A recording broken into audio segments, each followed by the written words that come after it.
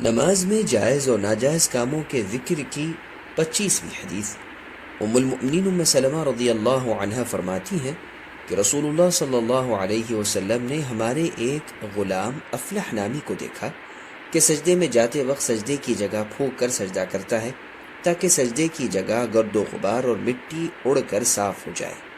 تو رسول اللہ صلی اللہ علیہ وسلم نے فرمایا، اے افلح، تم اپنے چہرے کو خاک آلودہ کر لو، یعنی پھونک نہ مارو کہ پیشانی اور ناک میں مٹی اور گرد و غبار لگ جائے، جو خاک سری کی نشانی ہے۔ اس حدیث کو ترمذی نے روایت کیا ہے۔ نماز میں جائز اور ناجائز کاموں کے ذکر کی 27ویں حدیث۔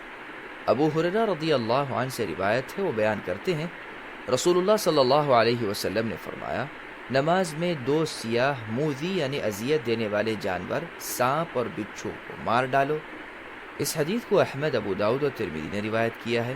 امام نسائی رحمۃ اللہ علیہ نے اس کے مثل بیان کیا۔ وضاحت: سانپ اور بچھو موذی جانور ہیں، نماز کی حالت میں انہیں مارنا جائز ہے، خواہ ایک سے زیادہ بار مارنا پڑے، اور کچھ پابندی نہیں کہ کس قدر چلنا درست ہے، جس قدر بھی چلنا پڑے چل کر انہیں مار دیا جائے، اس سے نماز فاسد نہیں ہوگی۔ اسی طرح اگر کسی شخص کے بارے میں خطرہ ہو کہ وہ آگ میں داخل ہو جائے گا یا اس پر مکان کی چھت گر پڑے گی اور وہ ہلاک ہو جائے گا، تو ایسی صورت میں اس کو بچانے کے لیے چلنے یا حرکت کرنے سے نماز باطل نہیں ہوتی، اگرچہ یہ عمل کثیر ہے۔ اسی طرح آپ نے حکم دیا کہ نماز ادا کرنے والے کے سامنے سے جو شخص گزرے تو وہ اس کو منع کرے، اگر وہ نہ رکے تو اس کے ساتھ لڑائی کر سکتا ہے۔ اسی طرح آپ نفل نماز ادا کرتے ہوئے چل کر دروازہ کھولتے پھر واپس لوٹتے۔ ان سب صورتوں میں نماز فاسد نہیں ہوتی، اگرچہ بظاہر یہ عمل کثیر ہے۔ نماز میں جائز اور ناجائز کاموں کے ذکر کی 28ویں حدیث۔ ام المؤمنین عائشہ رضی اللہ عنہ سے روایت ہے، وہ بیان کرتی ہیں کہ رسول اللہ صلی اللہ علیہ وسلم نفل نماز ادا کرتے، دروازہ بند ہوتا، میں آتی، آپ سے دروازہ کھولنے کا کہتی، آپ چلتے اور میرے لیے دروازہ کھول کر واپس اپنے نماز پڑھنے کے مقام پر چلے جاتے۔ عائشہ رضی اللہ عنہ فرماتی ہیں کہ دروازہ قبلے کی جانب تھا۔ اس حدیث کو احمد، ابو داؤد اور ترمذی نے روایت کیا، اور نسائی میں اس کی ہم معنی روایت ہے۔ نماز میں جائز اور ناجائز کاموں کے ذکر کی 29ویں حدیث۔ طلق بن علی رضی اللہ عنہ بیان کرتے ہیں کہ رسول اللہ صلی اللہ علیہ وسلم نے فرمایا، نماز میں جب کسی کے ہوا نکل جائے تو نماز سے پھر کر جا کر وضو کرائے اور نماز کو دوبارہ لوٹائے۔ اس حدیث کو ابو داؤد اور ترمذی نے روایت کیا ہے۔ وضاحت: ہوا کے نکلنے سے وضو ٹوٹ جاتا ہے۔ جب نماز میں ہوا خارج ہوتی ہے تو جا کر وضو کرائے، اگر اس نے کسی سے بات چیت کر لی ہے تو نماز کو دوبارہ پڑھے، اور اگر بات چیت نہیں کی ہے تو باقی نماز پڑھ لے۔ نماز میں جائز اور ناجائز کاموں کے ذکر کی 30ویں حدیث۔ ام المؤمنین عائشہ رضی اللہ عنہ سے روایت ہے، وہ بیان کرتی ہیں نبی صلی اللہ علیہ وسلم نے فرمایا، جب تم میں سے کوئی شخص نماز میں بے وضو ہو جائے، یعنی اس کا وضو ٹوٹ جائے، تو وہ اپنا ناک پکڑے ہوئے نماز سے پھرے، یعنی نماز سے باہر چلا جائے۔ اس حدیث کو ابو داؤد نے روایت کیا ہے۔ ناجائز کاموں کے ذکر کی 32ویں حدیث۔ ابو ہریرہ رضی اللہ عنہ سے روایت ہے، وہ بیان کرتے ہیں کہ نبی صلی اللہ علیہ وسلم نماز ادا کرنے کے لیے حجرے سے یعنی اپنے کمرے سے باہر آئے۔ جب آپ نے تکبیر تحریمہ کہی، آپ حجرے کی جانب گئے اور مقتدیوں کی جانب اشارہ کیا کہ تم اسی حالت میں رہو۔ پھر بعد از آپ مسجد سے باہر آئے، آپ نے غسل کیا، بعد از آپ آئے، آپ کے سر سے پانی کے قطرے گر رہے تھے، آپ نے انہیں نماز پڑھائی۔ جب آپ نماز سے فارغ ہوئے تو آپ نے فرمایا، میں جنبی تھا، میں غسل کرنا بھول گیا تھا۔ اس حدیث کو احمد نے روایت کیا ہے۔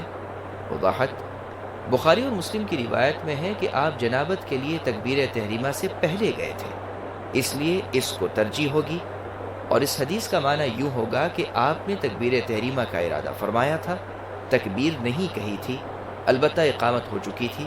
جب آپ واپس آئے تو اقامت دوبارہ نہیں کہی گئی۔ اس حدیث سے ثابت ہوا کہ انبیاء علیہم الصلاۃ والسلام سے بھی بھول ہو جاتی تھی، یا یہ تعویل بھی مناسب ہے کہ امت کو بعض مسائل کی تعلیم دینے کے لیے اللہ رب العزت نے انبیاء پر نسیان یعنی بھول کو طاری کر دیا ہو۔ نیز اس حدیث سے یہ بھی ثابت ہوتا ہے کہ غسل جنابت میں تاخیر کرنا درست ہے۔ نیز اگر مسجد میں کوئی شخص بوجہ احتلام کے جنبی ہو جائے تو مسجد سے باہر جانے کے لیے اسے تیمم کرنے کی ضرورت نہیں ہے۔ نماز میں جائز اور ناجائز کاموں کے ذکر کی 34ویں حدیث جابر رضی اللہ عنہ سے روایت ہے، وہ بیان کرتے ہیں کہ میں رسول اللہ صلی اللہ علیہ وسلم کی اقتداء میں نماز ظہر ادا کرتا۔ میں مٹی میں کنکر رکھتا تاکہ ٹھنڈے ہو جائیں۔ میں انہیں سجدہ کرنے کے لیے پیشانی کے نیچے شدید گرمی سے بچنے کے لیے رکھتا تھا۔ اس حدیث کو ابو داؤد نے روایت کیا ہے، نسائی نے اس کی مثل بیان کیا ہے۔ نماز میں جائز اور ناجائز کاموں کے ذکر کی 35ویں حدیث ابو الدرداء رضی اللہ عنہ سے روایت ہے، وہ بیان کرتے ہیں کہ رسول اللہ صلی اللہ علیہ وسلم نماز ادا کرنے کے لیے کھڑے ہوئے۔ ہم نے آپ سے سنا آپ فرما رہے تھے اعوذ باللہ منک، کہ میں اللہ کے ساتھ تجھ سے پناہ طلب کرتا ہوں۔ بعد از آپ نے 3 بار کہا العنک بلعنت اللہ، میں تجھ پر اللہ کی لعنت کرتا ہوں، اور آپ نے اپنا ہاتھ پھیلایا گویا کہ آپ کسی چیز کو پکڑ رہے ہیں۔ جب آپ نماز ادا کرنے سے فارغ ہوئے تو ہم نے عرض کیا اے اللہ کے رسول، ہم نے آپ سے سنا کہ آپ نے نماز ادا کرتے ہوئے کچھ کہا ہے، اس سے پہلے ہم نے اس قسم کی بات آپ سے نہیں سنی تھی، اور ہم نے آپ کو دیکھا تھا کہ آپ نے اپنا ہاتھ پھیلایا۔ آپ نے جواب دیا اللہ کا دشمن ابلیس آنکھ کا شعلہ لے کر آیا تاکہ اس کو میرے چہرے پر پھینکے۔ میں نے 3 بار کہا کہ میں اللہ کے ساتھ تجھ سے پناہ طلب کرتا ہوں۔ بعد از میں نے کہا میں تجھ پر اللہ کی نہ ختم ہونے والی لعنت کرتا ہوں، لیکن ابلیس 3 بار لعنت بھیجنے کے باوجود پیچھے نہ ہوا۔ پھر میں نے ارادہ کیا کہ اس کو پکڑوں۔ اللہ کی قسم اگر ہمارے بھائی سلیمان علیہ السلام کی دعا نہ ہوتی تو شیطان صبح بندھا ہوا ملتا اور اہل مدینہ کے بچے اس سے کھیلتے۔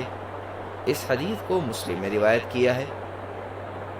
نماز میں جائز اور ناجائز کاموں کے ذکر کی 36ویں حدیث نافع رحمہ اللہ سے روایت ہے، وہ بیان کرتے ہیں کہ عبداللہ ابن عمر رضی اللہ عنہما ایک شخص کے پاس سے گزرے جو نماز ادا کر رہا تھا۔